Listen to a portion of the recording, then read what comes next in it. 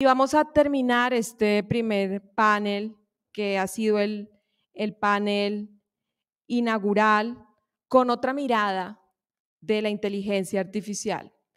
Y esta mirada la vamos a tener con dos visiones: la visión de la experiencia argentina y la visión colombiana con el profesor doctor Aníbal García. En Argentina, y como conferencia de cierre de este primer panel, nos acompaña el profesor Leonardo Spizzanti, que es abogado argentino, consultor y experto en Derecho del Medio Ambiente, Nuevas Tecnologías de la Información, profesor invitado de la Universidad Católica de Colombia y un miembro de la American Bar Association en el capítulo medioambiental, con quien venimos conversando y discutiendo de estos temas y sobre todo planteando propuestas de futuro. Gracias, profesor doctor Leonardo Spizzanti. Lo saludamos desde Bogotá y esperamos tenerlo pronto aquí en la universidad. Muchas gracias, Paula. Un placer estar invitado a esta jornada. Buenas tardes a todos y todas. Quiero agradecer en nombre de la Federación Interamericana de Abogados y también en el mío propio a la Universidad Católica de Colombia, a su rector, doctor Francisco Gómez Ortiz, a la doctora Paula Ramírez por la extraordinaria organización de estas jornadas, así como por la invitación. Felicitarlos por el programa de excelencia que han puesto en marcha y la diversidad de temas involucrados en torno a las inteligencias artificiales. Bien, si tú quieres, Paula, ¿me haces las preguntas o Sí. las formulas? Sí, yo quisiera preguntar particularmente dentro de esa relación de la protección del medio ambiente, cómo el profesor Spizzanti ve el caso de Colombia y la protección de la biodiversidad con los aportes de la inteligencia artificial. Y segundo, cómo desde su experiencia en la Argentina consideraría que son los principales retos de la inteligencia artificial en la protección medioambiental en el siglo XXI. Bien, bien, muchas gracias. Bien, como cuestión previa, debemos tener presente la cuestión ambiental mediante la comprensión de tres aspectos. El aspecto ASG, conocido, que desmembrado sería ambiental, social y de gobierno, sobre todo el social en cuanto a la esfera de aplicación que lo conforman las partes interesadas y el retorno social de la gestión en el cual se debe dar lugar al análisis.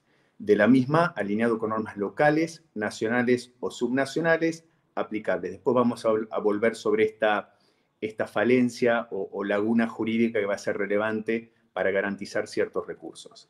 También existen los riesgos y oportunidades y las acciones de mitigación del daño que terminan siendo una parte muy relevante de la aplicación y puesta en marcha o el trasfondo de la inteligencia artificial.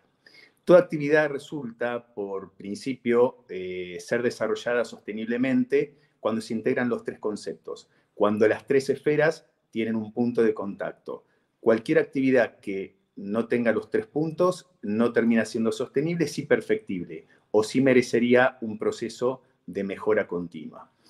Se basa el derecho ambiental en el Acuerdo de París, en la encíclica Laudato Si, que fue establecida en el primer año del 2015, cuando se llega al Acuerdo de París, y luego en las conclusiones que anualmente se formulan en las conferencias de las partes, que el año pasado el anteaño fue en Glasgow, el año pasado fue en Egipto y este año, muy controvertido, se va a desarrollar en el Medio Oriente, en Abu Dhabi. Justamente pareciera ser comprometido uno de los principales países productores de petróleo que se está haciendo una COP. Pero, en fin, son cuestiones políticas que exceden a lo ambiental. En este marco, en clave de sostenibilidad, se inserta como motor de toda actividad productiva las inteligencias artificiales que se han explayado en particular sobre el funcionamiento de los anteriores expositores. Estas inteligencias artificiales no son ajenos a esta construcción, la cual ya no es una opción de procedimiento, de gestión empresarial, sino una necesidad, y los mercados así lo indican. Vale decir que por más que empresas o Estado no consideren el factor ASG dentro de sus programas de compliance o políticas públicas, los mercados externos, el sistema financiero para financiar proyectos, la actuación de los grupos de interés, el consumidor, el usuario, así lo exigen, y las normativas de reducción de carbono, deforestación, cambio climático y cuidado de los recursos naturales es una realidad y rige los mercados globales, puntualmente por medio de las restricciones de barreras de carbono que establecen los 3 mercados más importantes, o por medio de las certificaciones necesarias para poder exportar bienes y servicios. El aumento considerable de la capacidad de la inteligencia artificial implica un alto consumo de recursos energéticos. La situación ambiental actual, caracterizada por el acuciante degradación de ecosistemas y la ruptura del equilibrio, exige tomar diversas medidas en diferentes ámbitos. Adelanto, la medida normativa es la base para el crecimiento sostenible de toda actividad en función del impacto que va a producir la inteligencia artificial. Esto no puede quedar al margen y, aunque es empleado por objetivos de sostenibilidad, la propuesta sostenible se argumenta a partir de una evaluación ética que no debe estar nunca dejada de lado, constructiva, donde la inclusión y la participación de los grupos de interés representan 2 elementos fundamentales. Como primera conclusión podemos decir, no hay inteligencia artificial sostenible sin una evaluación ética constructiva, sin el impacto que en una determinada sociedad o un grupo de interés genera la utilización de inteligencia artificial en cualquier rama. Puede ser la agropecuaria, puede ser la textil, puede ser el Poder Judicial, como recién hablaba el anterior conferencista, el derecho penal mismo, la persecución, que luego vamos a citarlo, de delitos ambientales en la Amazonía, es fundamental aquí para prevenir y detectar la inteligencia artificial. Se están suscitando intensos debates en el conjunto de la doctrina sobre la compatibilidad con la ética humanista imperante en la sociedad occidental. Esta perspectiva antropocéntrica del cambio de paradigma planteado por la inteligencia artificial no agota, sin embargo, la esfera de consecuencias perniciosas que la misma puede acompañar. Así pues, el medio ambiente también se erige como un bien jurídico a proteger frente al fenómeno de esta nueva tecnología, recordando que ONU el año pasado lo declaró derecho humano, puntualmente. La ingente cantidad de energía demandada por algunos de los modelos de inteligencia artificial erosiona de raíz cualquier objetivo de eficiencia energética que pueda llegar a plantearse en el campo de las nuevas tecnologías. Traigo a mención el tema de la contratación pública como recurso para la promoción de la inteligencia artificial verde, introduciendo un sugerente incentivo dirigido a empresas fabricantes de sistemas de inteligencia artificial. En concordancia con las directrices sobre contratación pública, ecológica, porque la instrumentalización de la contratación pública como medio promocional de una inteligencia artificial verde, con la inclusión de una puntuación medioambiental en los criterios de adjudicación de los contratos públicos, es la base para que también las políticas públicas pongan límites e incentivos para la promoción ordenada y equilibrada de esta nueva tecnología. Debemos nombrar los principales mercados, como Unión Europea, Estados Unidos y China, que precisa el entorno a los recursos naturales de Latinoamérica, con el objetivo de abastecer de materias primas las fuentes de energía renovable. Y aquí es un dato importante, segunda conclusión. América Latina es la región que posee todos los minerales que necesitan las inteligencias artificiales y energías renovables para cumplir su cometido. Nombremos al litio, nombremos las tierras raras y lo que implica el carácter extractivo de esos elementos. Si yo pienso en una energía eólica, yo tengo que pensar en los imanes que tienen los generadores para que esa energía se potencie, sea durable, tenga efecto industrial, no así hogareño. Para esos minerales e imanes necesito recurrir a las tierras raras, que son una serie de minerales no tan conocidos que necesitan desmantelar la capa terrestre para ir a buscar, luego de una selección, extraer muy pocos. Esto genera un enorme impacto en el ecosistema, en la biodiversidad. Justamente esos minerales están situados por debajo de la capa superficial de la Amazonia, entre otros lugares. Todo lo cual, países como Colombia, países como Brasil, Ecuador, en fin, todos los que componen la cuenca multinacional de Amazonía, no tienen normas precisas para proteger el carácter extractivo de sus recursos. Ese es otro punto a tener en cuenta, tanto para políticas públicas como para las futuras normas de compliance que se le puede exigir a las empresas extractivas. El caso de estas tierras raras y la minería resulta ser un factor estratégico, ya Europa lo denominó así, al cual se enfrentan nuestros países, en los cuales podemos ser proveedores o socios. Litio, tierras raras, clave para el desarrollo global, y como abogados debemos atender tanto dentro de la faz pública como privada. Esta opción de utilizar esa contratación pública hace que la balanza se nivele, hace que existan controles administrativos y eventualmente controles penales. Y aquí el desafío, tercer desafío de los sistemas legislativos, generar normas penales que no solamente sancionen la depredación de los recursos a las empresas, sino a la alta gerencia.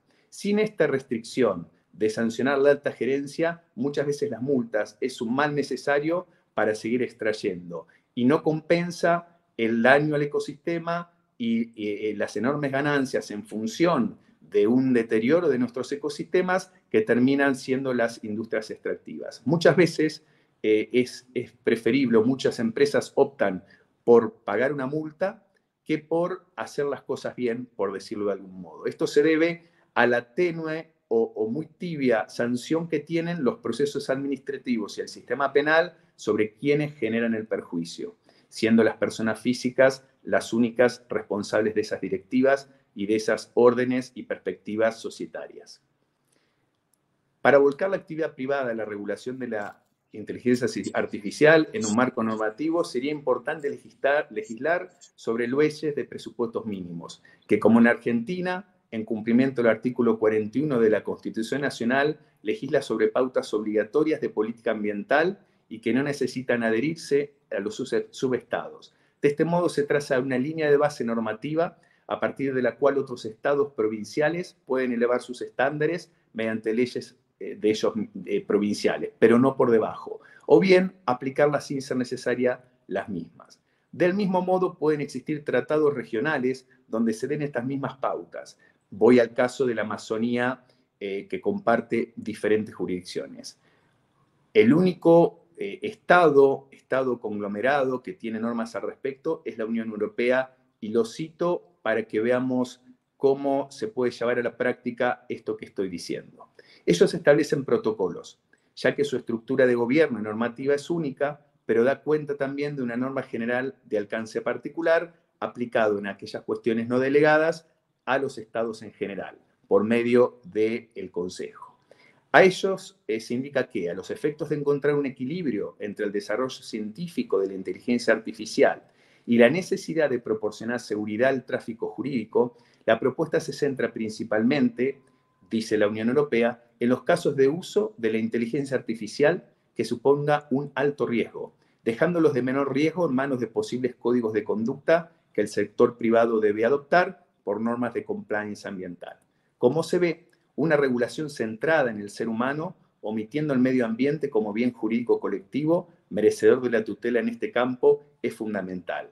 Esto es textual, estos dos párrafos los extraje textual de las ordenanzas de la propia Unión Europea para que observemos cómo se legisla en normas generales y de presupuestos mínimos para volcar, o por convicción, o por necesidad, o por temor a una sanción, al sector privado al debido cumplimiento. Y aquí es muy importante porque empresas, incluso radicadas en Unión Europea, con normativa muy estricta, van a tener que venir aquí a Latinoamérica donde no hay normativa. Y esto es algo que tenemos que tomar conciencia como abogados, que no hay normativa que proteja estos recursos, sin los cuales la inteligencia artificial no podría ser una realidad. Ponderando legislación climática y desarrollo de energías renovables, creo yo que los minerales necesarios para producir energías renovables se deben proteger como insumos tecnológicos estratégicos y que la inteligencia artificial debe ser implementada en este campo para un correcto cuidado del ecosistema. Como atalaya se debe tomar conciencia sobre el carácter altamente contaminante de la inteligencia artificial, o mejor dicho, de los insumos o del modo en general, ya que utiliza altos niveles de energía y estos niveles subirán en la medida de la necesidad de contar con mayores recursos para desarrollar todo el potencial y más de lo esperado. En la medida que los sistemas de inteligencia artificial progresen, se requiere más demanda energética. Y aquí es donde van a entrar, por las normativas internacionales y por el devenir del comercio y la industria global, a tallar la baja de carbono, los recursos renovables y lo que sería la eficiencia energética. Esta palabra es clave. Eficiencia energética es un asociado de la inteligencia artificial que se imbrinca en su ADN. Sin ellos no se va a poder funcionar. Cabe recordar que la energía eléctrica y de modo secundario la movilización de los recursos de ejecución de esta energía eléctrica barra energías renovables, obsta a los ámbitos socioeconómicos en los cuales toca la inteligencia artificial. El desarrollo de ella dará carga de producción que distará mucho de cómo hoy la conocemos. No solo la producción, sino la ejecución de lo producido por dicha inteligencia artificial.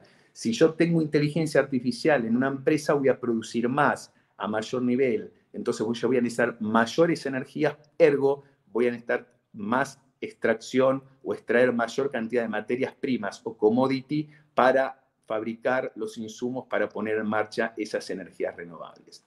Y si pensamos en el área geográfica del globo que tiene los recursos, para ello miramos Latinoamérica. Y para ello también mira Latinoamérica la Unión Europea y así lo dejó bien claro en sus ordenanzas. El caso del litio para las renovables y el caso de las tierras raras en Colombia para abastecer fuentes de energía eólica, solar y minerales para producirlos. La consideración de la inteligencia artificial como tecnología destinada a convertirse en el denominador común de múltiples sectores económicos significa a su vez la emersión de fallos de mercado inherentes a la implementación de cualquier nueva tecnología.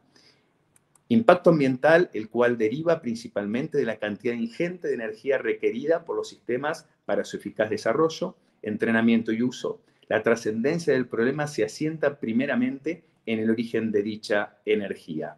Aun cuando la transición energética llegue a su fin, es decir, el pase total o en gran porcentaje de energías convencionales derivadas del combustibles fósiles a energías renovables. No conviene olvidar entonces el impacto ambiental que deriva de las propias infraestructuras necesarias para el funcionamiento de las fuentes de energías renovables, tal cual recién se estableció.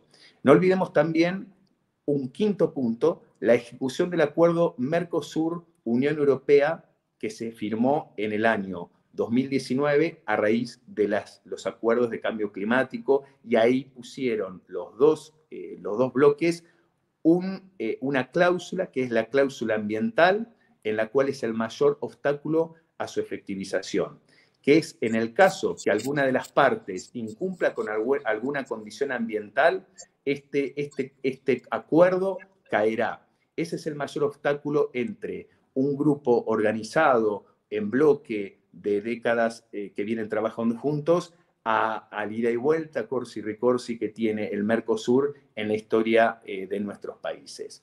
En fin, hay que ponderar estos acuerdos, la variable ecosistémica, y si bien es parecida, pero no igual, porque no es lo mismo la situación de Europa a la de Argentina. Y para concluir, es importante destacar lo siguiente. Les voy a dar unas estadísticas en cuanto a la relación impacto ambiental, medio ambiente y inteligencia artificial. Consiste en la inmensa cantidad de energía necesaria para el desarrollo, entrenamiento y uso de los sistemas. Así pues, las nuevas tecnologías representan aproximadamente entre el 5 y el 9% del consumo total de electricidad del mundo, proviéndose que pudiera llegar al 20% en 2030. En términos de emisiones de dióxido de carbono a la atmósfera, el sector de nuevas tecnologías supuso en 2020 cerca de 700 toneladas de CO2 equivalente, lo cual representó en torno al 1,4% de las emisiones de CO2 en el mundo, mientras que los efectos indirectos y sistémicos vienen referidos a los impactos ambientales, positivos y negativos, producidos por los sistemas de inteligencia artificial en el medio en que operan. Los efectos directos vienen asociados al perjuicio ambiental ocasionado por el desarrollo y funcionamiento del propio sistema de inteligencia artificial, con independencia de la finalidad para dicho modelo.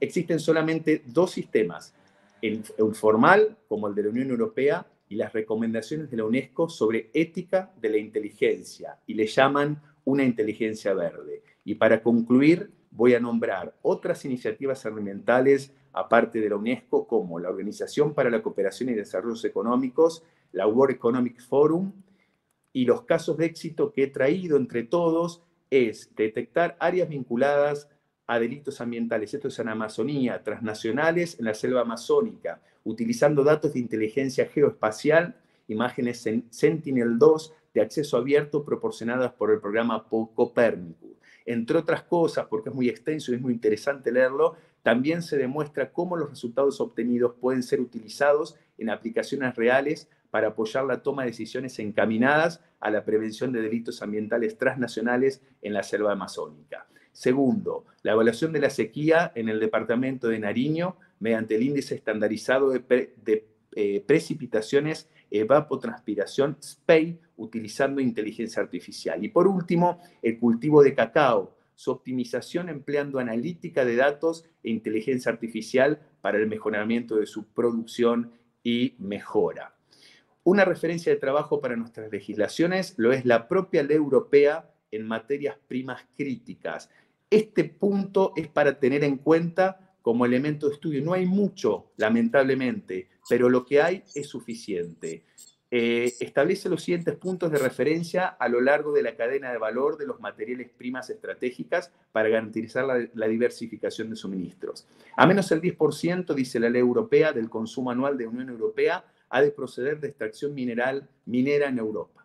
Al menos el 40% del consumo anual ha de provenir de procesado de la Unión Europea. Al menos el 15% de consumo anual de la Unión Europea ha de proceder de reciclaje.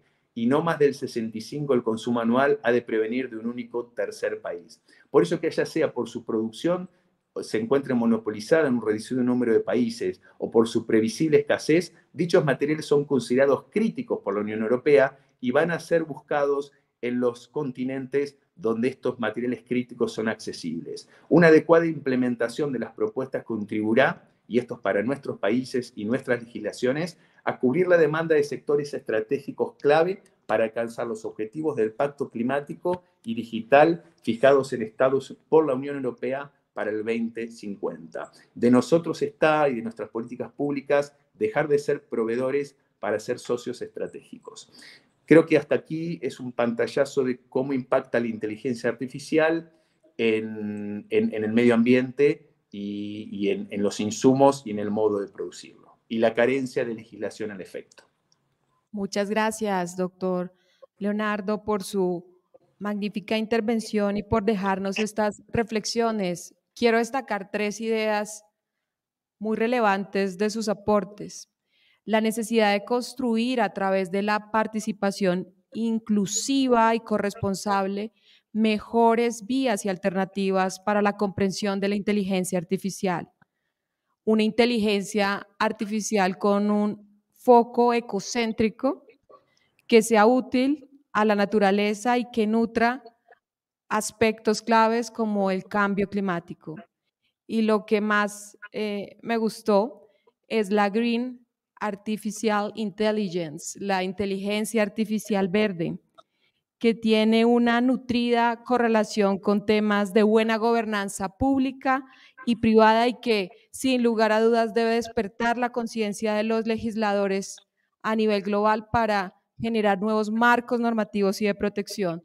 Muchas gracias, lo esperamos muy pronto por Bogotá y ha sido un gusto enorme escucharle. Hasta A pronto. ustedes muchas gracias y en cuanto se pueda estaré por ahí. Muchas gracias a todos, excelente programación. Muchas gracias. Hasta luego. Y hasta este punto nos despedimos con el primer panel. Yo le voy a dar la dirección de este segundo panel al doctor Martín Moreno San Juan, profesor de la Maestría de Derechos Humanos, egresado de la Universidad Católica de Colombia, profesor de posgrados, de diplomados, un académico y un investigador por vocación y por amor a la academia. Es un apasionado, lo quería decir, del derecho y sobre todo el conocimiento. Y usted es un gran colaborador de estos proyectos y quiero entonces invitarle a que por favor modere esta segunda parte tan interesante que nos espera. Gracias. Gracias. ¿Aló? Muchas gracias, doctora Paula, muy amable por sus palabras, la presentación. Bueno, vamos a empezar este segundo panel. Hemos visto en esta primera parte toda la importancia de la inteligencia artificial, cómo beneficia al hombre, a la humanidad entera, pero en este segundo panel vamos a ver esas repercusiones prácticas de la inteligencia artificial en la sociedad del siglo XXI. Entonces vamos a ver desde varios aspectos, desde el medio ambiente, desde la protección de los datos, desde el compliance mismo, cómo se generan pues todas estas situaciones que son importantes desde lo práctico y tenemos que ser muy conscientes de ello. Para tal efecto, nos acompaña el doctor Aníbal García Dueñas, que como ya lo presentaron, es también profesor de esta universidad, actualmente magistrado de auxiliar de la Sala de Casación Penal de la Corte Suprema de Justicia. Bienvenido, doctor Aníbal. Vamos a empezar y él nos va a colaborar con una ponencia que ha preparado sobre la inteligencia artificial y la protección del medio ambiente. Como veíamos en el panel anterior, el medio ambiente se ve afectado. Si bien hay un beneficio por cuanto la inteligencia artificial aporta a todas las ramas, también se produce una afectación al medio ambiente. Esa afectación también a los recursos naturales, recursos que en el caso de estos países en desarrollo, como es el caso de América Latina y en África, es donde están la mayoría de materiales a partir de los cuales se puede generar un desarrollo de la inteligencia artificial. Asimismo, en el tema de los datos, toda esta producción de datos genera también una contaminación y el medio ambiente es el afectado. Entonces, sobre estos puntos vamos a reflexionar con el doctor Aníbal, que gentilmente nos acompaña, y con unas preguntas orientadoras. ¿Cuál es la importancia, doctor Aníbal, que existe de las nuevas herramientas de inteligencia artificial y la protección del medio ambiente? Y de pronto un segundo cuestionamiento, ¿qué relación encuentra usted entre el derecho a un ambiente sano con las nuevas tecnologías de la información? Digamos como unas preguntas orientadoras e introductorias a ese tema. Muchas gracias, doctora Anida, por acompañarnos. De acuerdo. Muchas gracias, doctora Paula. Muy buenas tardes. Doctor San Juan, a las personas que nos acompañan ya a esta hora que entramos en proceso de cansancio, pero vamos a descansar un poco. Y a todas las personas que nos siguen por nuestras redes de la Universidad Católica de Colombia, corresponde pues esta parte o esta primera parte del primer foro. Doctor San Juan, frente a la primera pregunta que usted hace, me permite ubicarme un poco digamos, en dos situaciones o dos contextos que tenemos en Colombia frente a la criminalidad que implica afectaciones de tipo ambiental. Ya observábamos en las distintas conferencias varios factores y en particular en la última, donde se indicaba cómo el tema de aquellos materiales como el litio o las tierras raras son importantísimas para todo ese procesamiento de lo que es la configuración, la formación, la sostenibilidad de lo que significa ese gran esquema, digamos así, inteligencia artificial, con toda su parte tecnológica, toda la parte del manejo de los datos. Y vista como una inteligencia artificial dañosa y contaminante. Vamos a darle un giro un poco, en el sentido de la utilidad de la inteligencia artificial frente a los impactos o daños ambientales que se puedan generar, y particularmente en nuestra Colombia. hay que comenzar por decir que en Colombia tenemos un problema de la macrocriminalidad, ¿cierto? Ese es un fenómeno muy fuerte.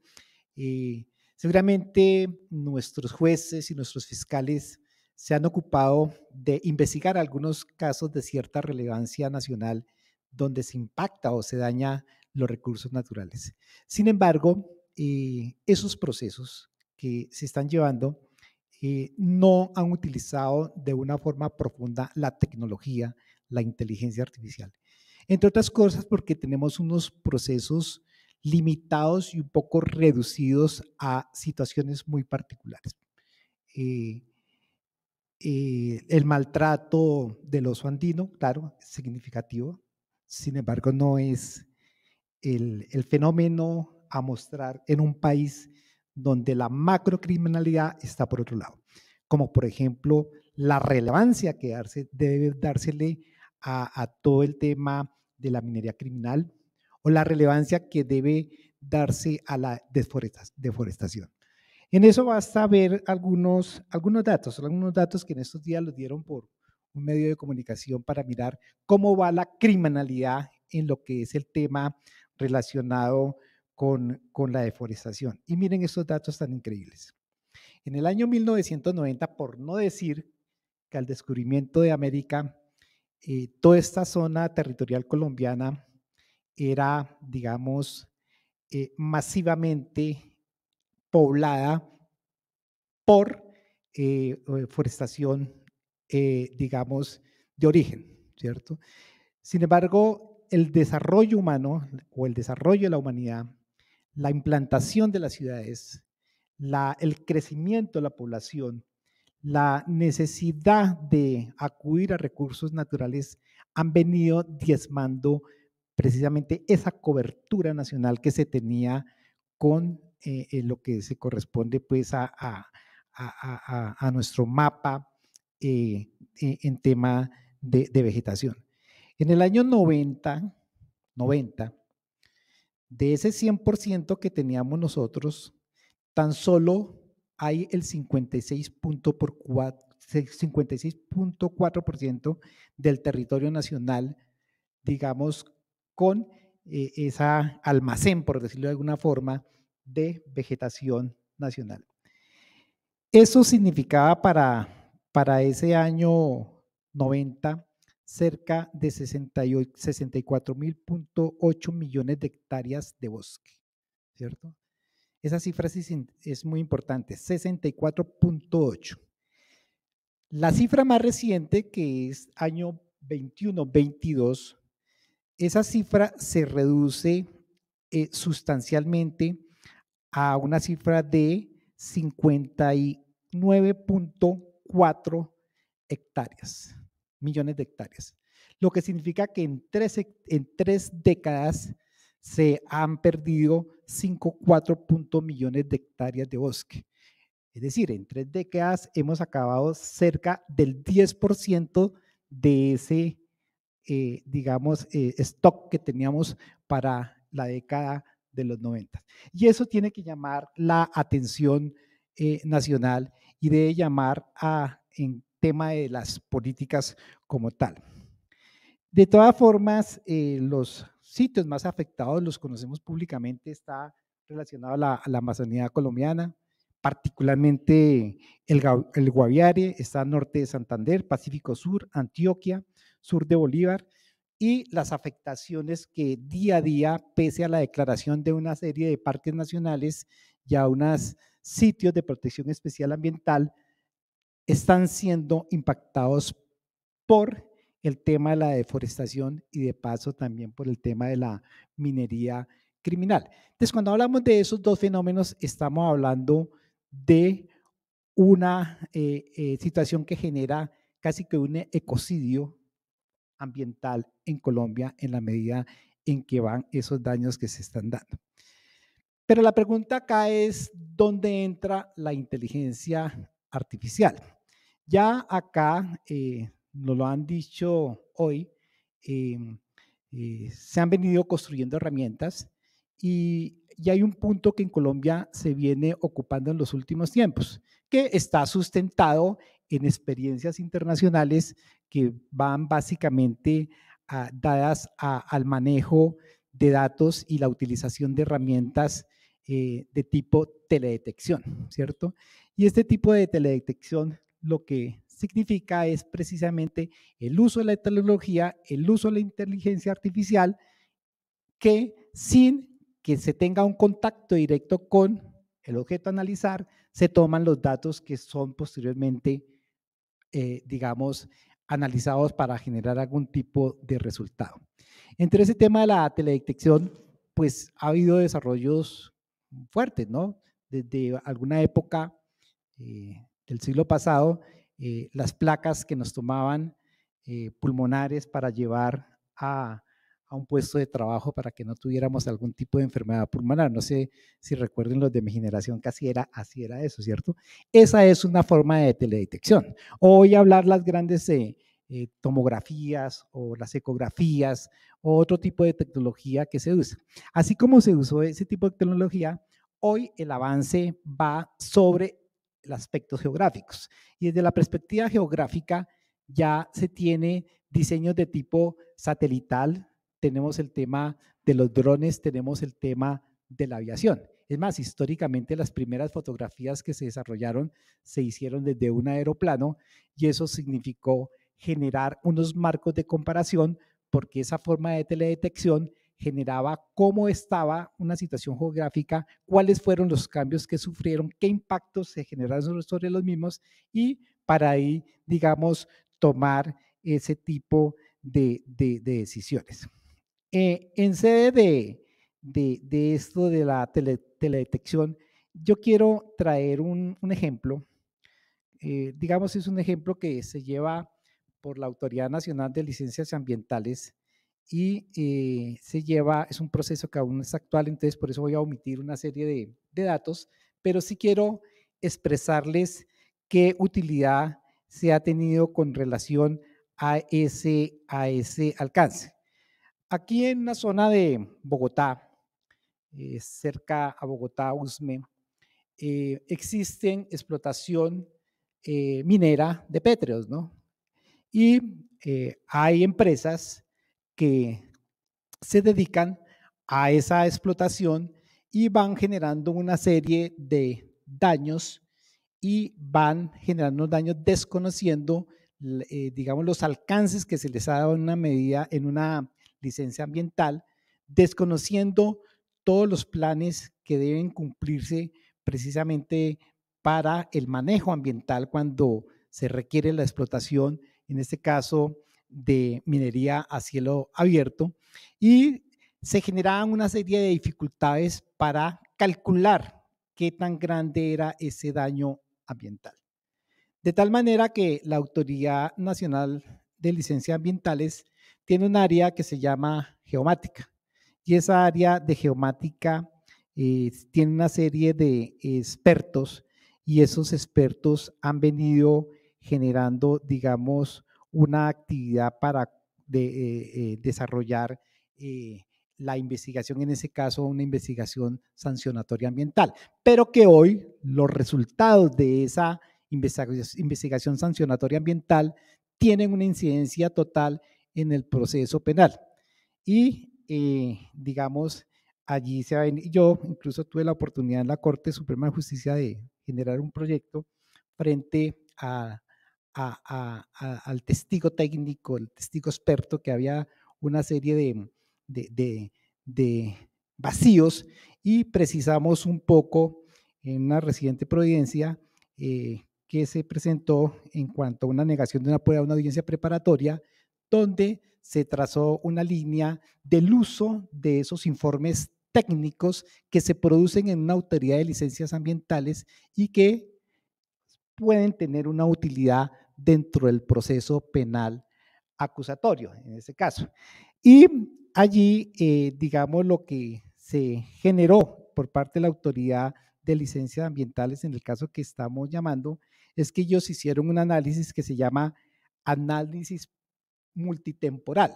Entonces, claro, se utiliza la técnica o el instrumento de la teledetección, que en este caso fueron fotografías de tipo satelital y esas fotografías, digamos, las tienen a algunas empresas no nacionales que permanentemente están haciendo monitoreos a globo terráqueo, ¿cierto? Y en esos monitoreos ellos van acumulando datos. Fíjense cómo esta mañana hablábamos del tema de la acumulación de datos, y esos datos los tienen ellos y por supuesto los entregan a las entidades, bien por contratación o por el sistema que sea, y las entidades a partir de ahí van a hacer el proceso, que en este caso fue un análisis multitemporal.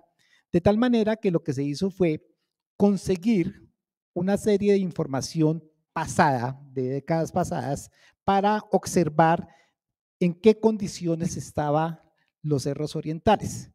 Y eso permitió que se tuviese un histórico de esas tomas satelitales y se generara unas nuevas tomas ya de actualidad de cómo ha quedado esos o cómo van esos impactos por la explotación minera, y se puede hacer allí pues ese análisis multitemporal, que en sí es una técnica que se llama de superposición, es decir, se utiliza un software, el software genera unos algoritmos, esos algoritmos tienen unas identidades como por ejemplo puntos de agua, puntos de bosque, puntos agrícolas, puntos de ciudad, etcétera, y comienzan a hacerse todo un mapeo con base en las imágenes, y las imágenes van generando con la ayuda de estos algoritmos unos resultados que en el fenómeno de la superposición nos pueden dar unas conclusiones de cuál ha sido realmente ese daño. Es decir, hoy por hoy se puede calcular, ¿cierto?, esos aproximados de movimientos que se pueden hacer de material, en este caso minero, ¿sí?, y se pueden realizar ese cálculo en particular. Realmente la utilización son mapas, el instrumento drones, el instrumento la cuestión satelital.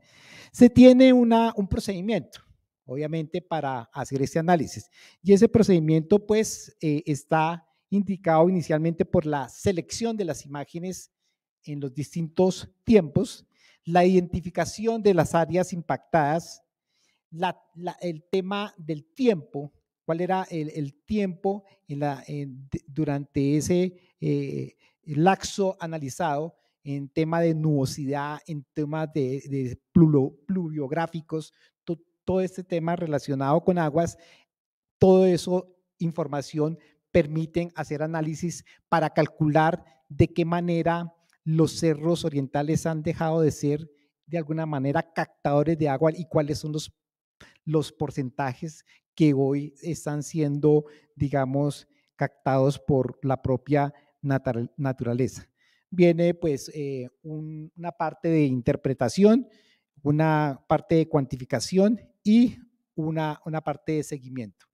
Esa parte del seguimiento es muy importante porque en el desarrollo de la entrega de o la expedición de una licencia ambiental, nosotros sabemos que las licencias ambientales tienen, digamos, una movilidad o son, no es un documento como un registro civil que simplemente se declara una fecha de nacimiento, sino que es dinámica. Y dentro de ese aspecto dinámico de la licencia ambiental, pues se tiene que hacer seguimiento a la manera como se explota un recurso natural.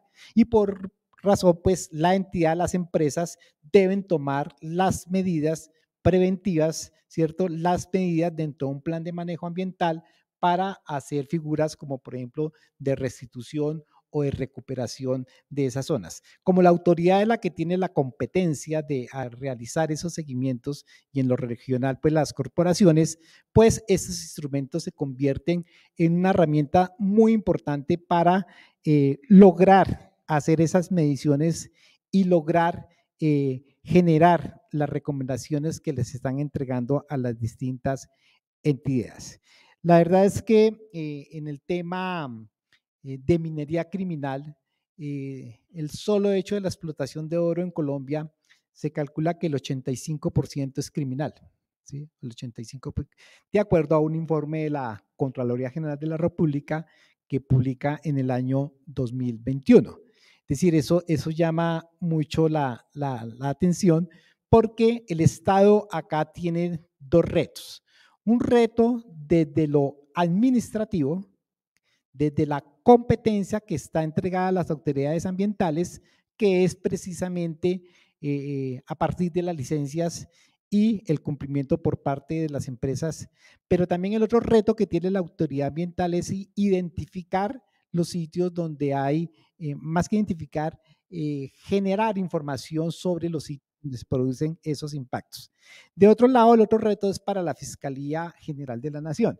Cuando se habla de macrocriminalidad, cuando se habla de deforestación en ese cálculo de hectáreas o una geografía afectada por la minería criminal, pues las cifras no son tan alentadoras. Por eso las charlas de hoy son muy importantes, pero hay que analizarlas con supremo cuidado, ¿cierto? Claro, hay conflictos de derechos, claro. Hay un conflicto de derechos entre la intimidad, ¿cierto? Hay un conflicto de derechos demarcado por la ética, como no lo han dicho. Claro, todas esas partes son instrumentalizan, pero uno observa que también hay unos miedos altos al uso de la inteligencia artificial. Basta decir que la inteligencia artificial, la doctora Paula tal vez lo mencionaba, se tienen, digamos, dos componentes específicos de inteligencia artificial, que es el Machine Learning y el Deep Learning, ¿cierto? Y ahí entra la ética, ¿cierto? Ahí entran las responsabilidades, porque finalmente es un instrumento, ¿cierto? Un instrumento de inteligencia, o que, digamos, desarrolla todo este tema de la inteligencia artificial. El Machine Learning básicamente es un instrumento al cual se le está entregando información, y esa información puede ser supervisada o no supervisada. Es decir, depende del hombre que le entrega a un software, ¿cierto? ¿Qué algoritmos se entregan? Y sobre esos algoritmos, ¿qué es lo que puede generar un resultado? La no supervisada es que cuando hay una cantidad de información, la máquina comienza a procesarle algunos datos y algunos resultados que prestan, digamos, una utilidad para este caso en el que estamos hablando. El Deep Learning, digamos, tiene un desarrollo, desarrolla el Machine Learning, ¿cierto? Y en su desarrollo lo que hace es que deben nutrirse de la mayor cantidad de información. Por eso, cuando les hablaba de la teledetección, depende mucho de la información que tenga el software. Es decir, entre más datos tenga el sistema, más factible va a ser el resultado que nos dé. Cuando se hace la temporalización y la superposición, como ocurrió en el tema de minería criminal, pues obviamente estos softwares deben tener la suficiente información, en este caso de décadas, para que dé unos resultados confiables. Claro, ellos no van solo. Entidades como la Autoridad Nacional de Licencias Ambientales o las corporaciones autónomas tienen profesionales. Yo en alguna oportunidad trabajé allí, y allí se tienen antropólogos, se tienen geógrafos, se tienen veterinarios, es decir, se tienen personas en distintas disciplinas, y estas personas pues cumplen una función importantísima en lo que es la construcción de los informes, en lo que es el análisis de esos datos, y sobre todo en las conclusiones que están entregando para resolver un proceso sancionatorio ambiental o un proceso judicial, en este caso los procesos penales que se tienen.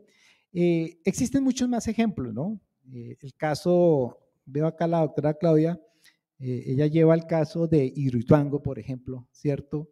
Y lleva el caso del Pozo Lizama, donde precisamente este tipo de herramientas han permitido analizar un campo petrolero, por ejemplo, o han permitido hacer cálculos en una obra tan monumental como es Hidroituango, para de allí sacar hipótesis, generar elementos que van a permitir una mejor explicación a lo que genera pues esa responsabilidad que tiene una autoridad, sea criminal como en los temas penales o sea dentro de lo sancionatorio ambiental. La verdad son muchos datos los que uno puede tener en una charla de estas, y mi propósito era un poco venir acá y contarles, ¿cierto?, que nosotros en Colombia sí existen esos instrumentos en temas ambientales que prestan una utilidad, que tienen un ejercicio de control y que han dado unos resultados. Sin embargo, el reto es muy alto. En Colombia, la Fiscalía apenas cuenta con aproximadamente 30 fiscales dedicados a temas ambientales y, digamos, con autoformación, ¿no? O sea, no es que se tengan fiscales especializados en temas ambientales porque el Estado se ha preocupado en capacitarlos, ¿cierto? Eso ya genera un déficit. El segundo déficit es que Colombia tiene la Fiscalía 1.650 o un poco más de procesos ambientales para 30 fiscales, vayan haciendo cuentas, con todo lo que ello significa. Y los resultados, pues, los conocemos por décadas. Yo creo que todos los que hemos estado en Fiscalía y hacemos seguimiento a los resultados de los procesos, cuando estábamos en Procuraduría, ¿cierto?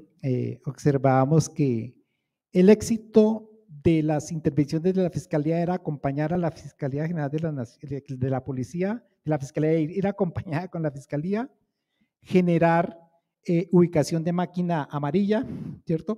Explotar la máquina amarilla, devolverse en los helicópteros, ¿cierto? Y hablar de pronto de que hay una zona que ya no va a continuar con la minería criminal, lo cual no es cierto.